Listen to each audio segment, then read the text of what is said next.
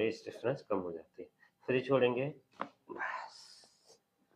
अभी देखिए चल के, और जो आपको दर्द था वो कैसा है अभी, और पूरा बॉडी किस तरह की है, थोड़ा एक बार दो चलिए वहाँ पे, फिर उसके बाद हाँ परफेक्ट है ना। हाँ। क्या करते हैं आप? हाँ। क्या करते हैं बाय प्रोफेशन? बाय प्रोफेशन मैं बॉडी बिल्डर हूँ।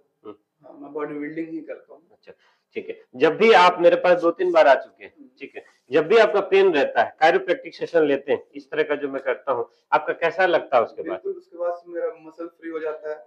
जो भी पेन होता है मेरे को, उससे भी मैं सही हो जाता हूँ।